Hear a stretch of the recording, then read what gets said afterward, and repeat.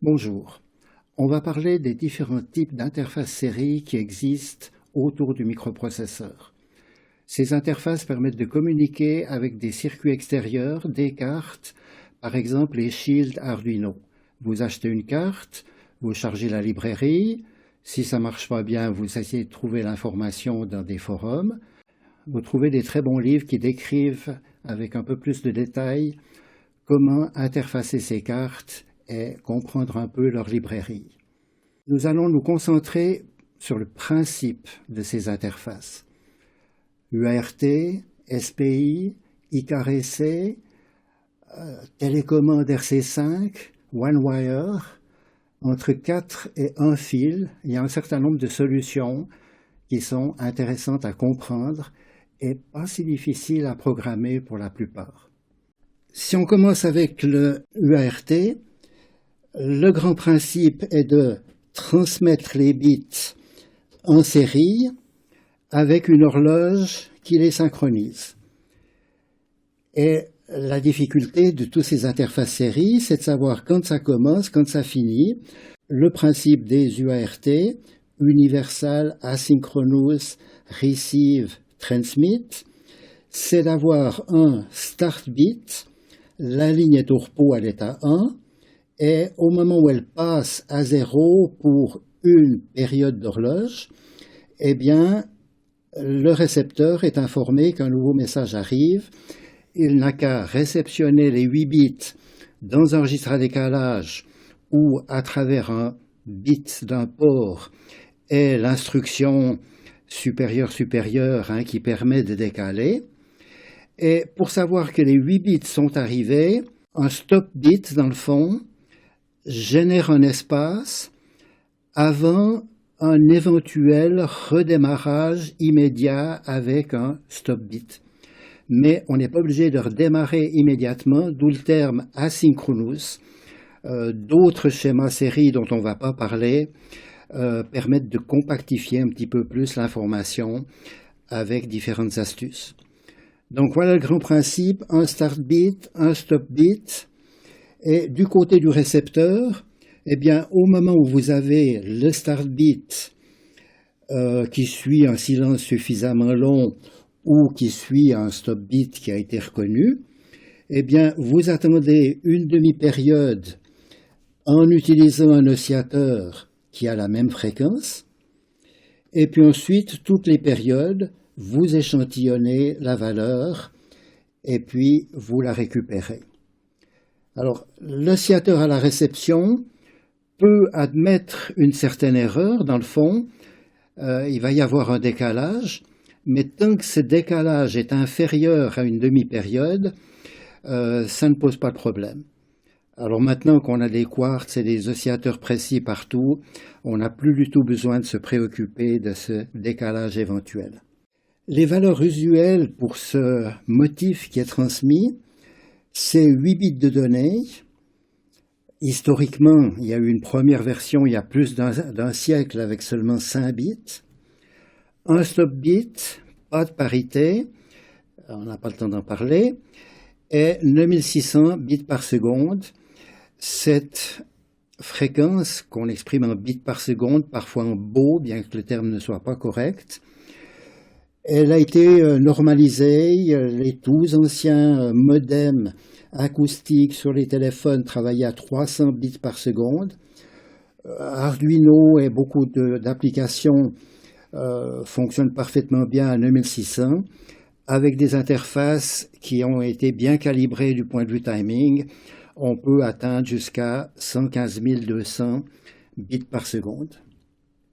Alors vous avez un microcontrôleur, presque tous disposent des signaux TX et RX compatibles avec ce qu'on vient de voir. Vous pouvez transmettre à un périphérique ou à un autre microcontrôleur. L'interface se prête extrêmement bien à des communications entre microcontrôleurs. Et la difficulté traditionnelle, c'est que vous avez un signal qui sort du microcontrôleur qui s'appelle TX, qui arrive de l'autre côté, qui doit s'appeler RX, À quel moment est-ce qu'il change de nom? Quel est le nom des pins à donner à un connecteur intermédiaire? C'est souvent une source d'erreur puisque les gens n'ont pas très bien compris cette fonctionnalité. De même pour le RxTX, vous avez compris. Et naturellement, il y a toujours une référence de potentiel entre les unités que l'on interconnecte avec un bus ou avec un autre. Si vous voulez vous relier avec USB, le protocole est assez complexe et cela a mis un certain temps avant que les microcontrôleurs contiennent les signaux pour commander USB. Il y a tout un petit paquet de logique à mettre à l'intérieur du processeur qui utilise beaucoup de transistors. Donc ce que vous voyez encore sur beaucoup de cartes Arduino, c'est un circuit FTDI qui fait l'interface entre les signaux TX, RX et USB. Alors maintenant, si vous voulez vous connecter avec un PC, on a déjà vu les possibilités avec le terminal. Il y a des possibilités plus performantes qui sont offertes, par exemple avec processing.org, qui vous permet de faire une visualisation graphique sur l'écran du PC de données que vous avez préparées sur votre microcontrôleur. Deux mots sur le RS-232, qui est en fait la source historique de cet UART. C'était prévu pour transmettre sur une certaine distance, avec des tensions de plus ou moins 12 volts. Le signal est simplement inversé par l'amplificateur 12 volts. Le RS-232 original contient des lignes de contrôle pour un modem. C'est un connecteur à 25 pattes qui souvent a des versions réduites à 9 pattes sur les anciens PC.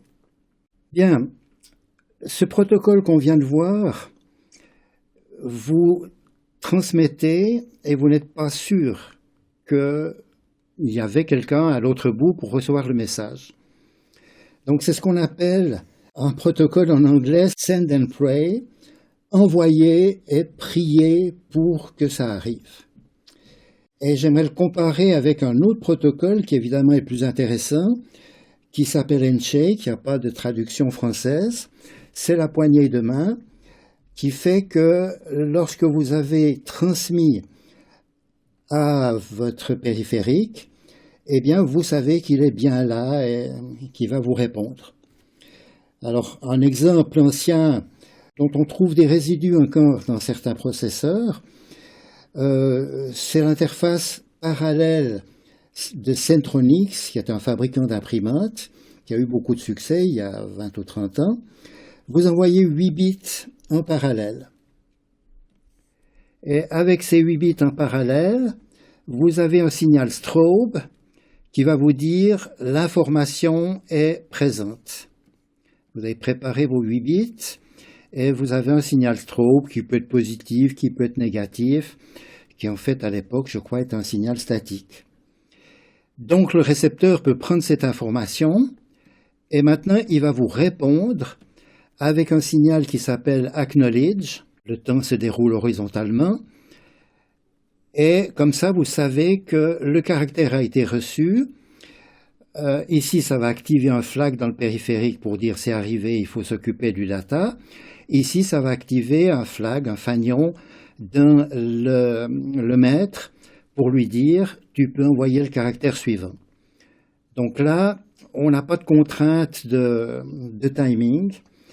Et ce bus Centronix avait aussi à l'époque, on n'avait pas peur des gros connecteurs. C'était un énorme connecteur de 38 pins avec des signaux de contrôle pour l'imprimante. Un type de transmission qu'on va retrouver dans différentes formes, c'est le SPI, Serial Peripheral Interface. Vous avez un maître qui envoie une impulsion d'horloge avec les données associées comme dans le cas de l'UART, mais les horloges démarrent au moment où vous avez de l'information à envoyer. Dans l'état de repos, le clock est à l'état 1, dans certains cas à l'état 0, les données sont quelconques, et il faut maintenant bien savoir à quel moment vous allez modifier les données, échantillonner ces données, ici c'est avec un flanc montant, et puis ensuite continuer la transmission de 8 bits.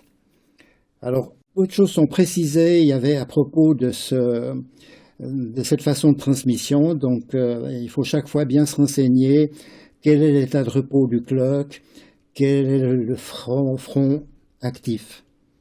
Alors, en même temps que vous transmettez vers l'esclave, vous pouvez récupérer de l'information de l'esclave, et là, remarquez la clarté de ces noms pour une fois. MOSI, microprocesseur out, vous savez que cette pin sur le maître, c'est du out pour le microprocesseur. Slave in, vous savez sur l'esclave que c'est une entrée. Et en sens inverse, MISO, microprocesseur in, slave out. Alors là aussi, il faut savoir à quel moment l'esclave va transmettre les données par rapport au maître. Donc là, j'ai pris l'option où c'est au niveau de l'esclave le flanc montant aussi qui va déclencher le décalage. Donc vous allez trouver le bit 0 et vous remarquez que c'est décalé, ce qui dans certains cas peut poser certains problèmes au moment de la lecture, où soit vous lisez trop vite, soit vous lisez trop tard et vous perdez le dernier bit. Donc là, il faut bien analyser ces diagrammes d'état. Maintenant, on avait vu qu'on a besoin d'un start bit, on a besoin d'un stop bit. Ici, il est réalisé avec une ligne supplémentaire qui s'appelle slave select. Au moment de la transmission, on active ce signal qui veut dire une information arrive et puis le stop bit ici, l'information est arrivée. Une autre interface beaucoup plus astucieuse, c'est l'ICAREC. Alors, avec ICAREC, il y a une convention absolue maintenant alors concernant l'horloge qui s'appelle SCL, Serial Clock. C'est que les données sont échantillonnées par un flanc montant et les données ne doivent pas changer pendant la durée de l'horloge. Donc vous avez une impulsion positive de l'horloge et les données doivent être stables pendant cette période. Ceci nous permet de faire une astuce, qui est de dire, mais si les données ne changent pas quand l'horloge est à 1, on peut décider que si les données changent, c'est une information différente. Donc ici, au début du message, l'horloge est à 1, et le fait que les données passent de l'état 1 à l'état de 0, au repos, la ligne est à l'état 1, on a ici un start, l'équivalent du start bit. Et de la même façon, on va trouver un stop bit ici en remettant le signal à 1. Alors il peut être nécessaire évidemment pendant que l'horloge est à 0, de bien remettre ici le signal à 0 pour qu'il ait son effet.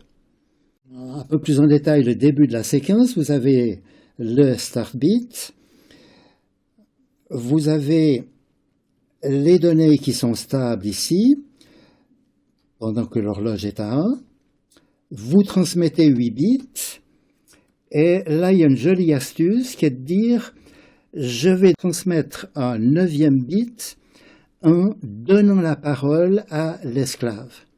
Ce qui veut dire que le maître ici arrête d'envoyer de l'information et l'esclave peut intervenir pour imposer un 0 sur la ligne ou au contraire ne pas imposer une action, ce qui peut être considéré comme catastrophique ou au contraire une simplification dans l'interface où on n'avait pas besoin de ce handshake, de cette synchronisation des échanges. Alors là, on a en fait le signal avant l'amplificateur de sortie du maître. Là, on a le signal avant l'amplificateur de sortie de l'esclave. Comment est-ce que c'est combiné au niveau du bus?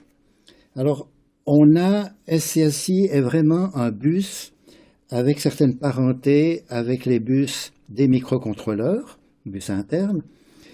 Vous avez un maître, vous avez des esclaves.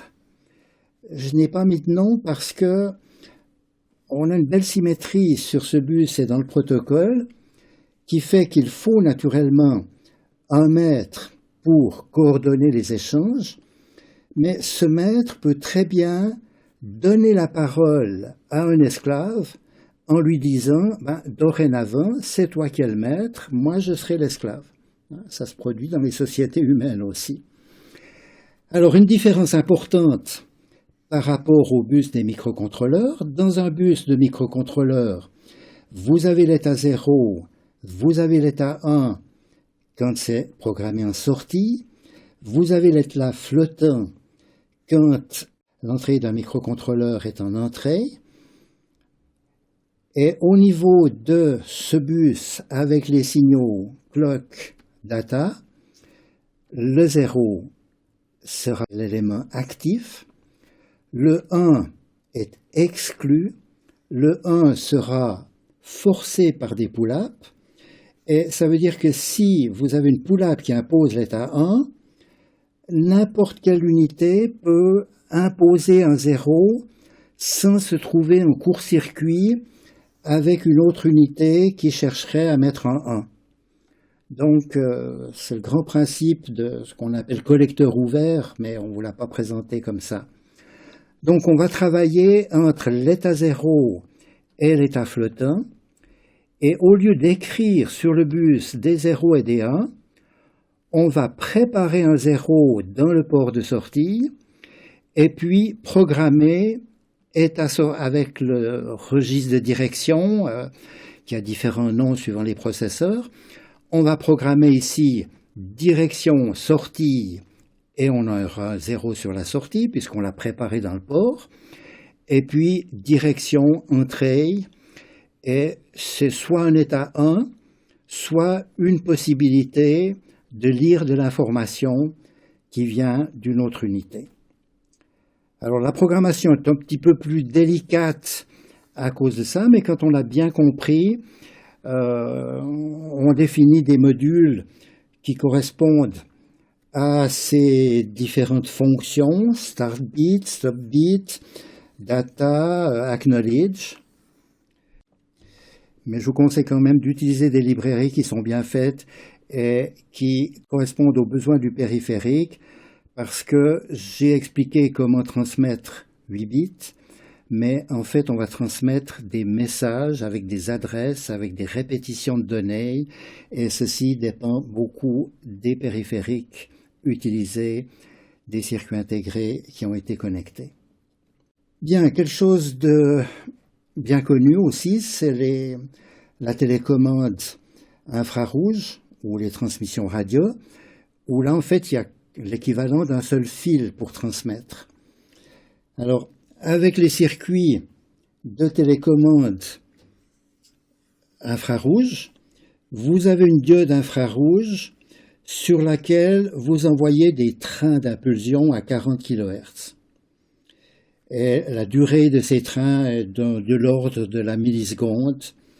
Et des circuits spéciaux, il ne faut pas en utiliser d'autres, ils sont faciles à obtenir, vous permettent d'intégrer dans le fond cette séquence avec un certain retard et de vous fournir un signal actif à 0 en général qui correspond à ce train d'impulsion avec un léger retard. L'intérêt de ces circuits, c'est que non seulement ils intègrent, mais ils ont aussi un contrôle automatique de gain. Qu'est-ce que ça veut dire? Ça veut dire que si le signal est faible, eh bien, il y a une amplification plus importante et ça permet de couvrir des distances un petit peu plus grandes puisque, évidemment, l'intensité du signal ici diminue avec le carré de la distance. Alors, évidemment, si vous êtes loin, Le contrôle automatique de gain augmente la sensibilité au maximum et vous allez plus facilement capter des parasites. Alors, dans les télécommandes commerciales, on trouve beaucoup le code RC5 qui a ce type. On n'a plus qu'un fil pour transmettre des 1 et des 0. Donc on va jouer sur la longueur des impulsions ou sur le déphasage. Là, toutes les fois que vous avez un flanc descendant, c'est un 0. Toutes les fois que c'est un flanc montant, c'est un 1. Dans tout ce domaine des communications dites sans fil, mais où pour nous il y a un canal de transmission, une ligne de transmission, eh bien on rencontre des protocoles plus ou moins, on rencontre des formes d'ondes plus ou moins astucieuses dont on ne va pas parler. Alors chaque impulsion ici correspond en fait à un train de 32 impulsions. Bon, il y en aura 2 fois plus ici. Et c'est ce que j'avais représenté là. Alors, il y a quelque chose qui devrait vous faire sourire dans cette figure. 1,778 millisecondes de largeur d'impulsion. Celui qui a écrit ça est certainement pas ingénieur. On ne peut pas, en physique, sauf dans des cas vraiment en investissant beaucoup d'énergie, arriver à des précisions pareilles, à moins d'un pour mille. Et du point de vue programmation, c'est clair que vous ne pourrez jamais respecter des temps pareils. C'est absurde de donner des valeurs aussi précises et c'est inutile de donner une valeur précise. Ce qu'on veut, c'est avoir une fourchette de valeurs. Vous allez devoir programmer cette durée. Et puis, étant donné la durée de la boucle, la durée des instructions, la vitesse du processeur, vous aurez le choix entre 1,7 et 1,8, peut-être un petit peu plus de précision. Ce qu'il nous faut ici, c'est avoir la fourchette, dire le code que vous transmettez sera décodé ou sera décodable correctement si le temps est compris entre 1,5 et 1,9. Évidemment, plus la fourchette est large, plus le système sera tolérant au changement de température et à d'autres conditions de fabrication. Et c'est vraiment quelque chose que beaucoup de fabricants n'ont pas compris. Donc évidemment, une fois que vous avez le minimum et le maximum, c'est facile de savoir en vérifiant l'oscilloscope si vous êtes bien centré par rapport à la gamme, et mieux vous êtes centré, mieux vous aurez de marge en cas, dans le fond, d'incertitude. Alors pour revenir à ce code RC5, vous avez 3 bits de synchronisation, je dirais, bits de départ. Ensuite, vous avez ce qu'ils appellent système bit. C'est en fait une adresse, c'est un codage. Et puis, vous avez vraiment ici la commande. Alors, pour un fabricant donné, il va définir ses temps. Il va appeler ça RC5, mais il va définir des temps à son idée. Il va définir des bits de départ à son idée. Il va définir des codes et des commandes qui dépendront des instruments qu'il a mis en production. Et évidemment, il s'arrange d'être incompatible avec la concurrence, puisqu'il ne faudrait pas que sa télécommande commande, dans le fond, un appareil concurrent, ce que l'utilisateur n'apprécierait pas. Donc voilà, je ne vous encourage pas à croire que c'est facile d'utiliser une télécommande que vous n'utilisez pas pour programmer votre robot ou autre chose. Sans oscilloscope, vous aurez de la peine à savoir exactement quel est le code utilisé. En sachant que c'est des structures comme ça, en pesant les boutons, on arrive à repérer en général cette partie-là qui contient la commande et passer sur le reste de l'information et arriver à décoder correctement ce qui nous intéresse. Bien, un dernier interface maintenant qui a, lui, véritablement dit un seul fil, mais en fait, un seul fil ne suffit pas, il faut toujours une masse, et puis il faut une alimentation pour alimenter les esclaves ici. Et ce principe qui a été proposé par Dallas, qui s'appelle One Wire, et a peut-être d'autres noms, vous avez un maître qui fait tout, qui va interroger les unités. Et comment est-ce que ça fonctionne? Eh bien, le principe pour envoyer les bits, c'est de dire si j'ai un 0 par exemple, j'envoie une impulsion courte. Si j'ai un 1, j'envoie une impulsion longue. Je mets suffisamment de silence entre deux pour pouvoir générer ces signaux. Vous voyez ici que c'est une valeur de 6 microsecondes. Ça se laisse tout à fait gérer avec des routines. C'est de bas niveau. Il ne faut pas utiliser un digital write qui lui prend 10 microsecondes. Mais si vous utilisez directement les instructions, eh bien, c'est facile de respecter ces timings et naturellement, il faut un oscilloscope ou d'autres trucs pour vérifier les temps. Alors maintenant, en réception, là, c'est un petit peu plus astucieux puisque c'est toujours le maître qui commande et le maître va faire comme s'il envoyait un 1 ici, partant de l'idée que c'était un 1, mais ensuite il va se mettre à l'écoute. Et l'esclave qui a repéré cette sélection va dire, ben voilà, au bout de 6 millisecondes, le maître va se déconnecter, donc moi, dans cette milliseconde, je vais m'activer en sortie, et si c'est un 1, je ne fais rien. Si c'est un 0, je maintiens le signal pendant assez longtemps pour que le maître puisse l'observer. Donc voilà, alors au bout de 15 microsecondes, ben, le maître va observer ce signal. Ça peut varier entre 10 et 20, ça pourrait même varier apparemment jusqu'à 60, puisque l'esclave va maintenir son information pendant 60 microsecondes en tout, et puis ensuite garantir dans le fond que ça remonte à 1 en 10 microsecondes. Donc voilà un joli petit exercice de programmation que vous risquez de retrouver. Alors encore une chose à propos du nombre de fils. Eh bien, étant donné que le signal ici est à 1, on impose ce 1 avec une pull-up parce que au moment où le maître se met à l'écoute, les esclaves doivent transmettre leur information et je crois qu'en général, il y a une pull-up. Elle est peut-être pas indispensable. Oui, elle est indispensable pour éviter un court-circuit dans cette zone-là où il y a inversion de la direction.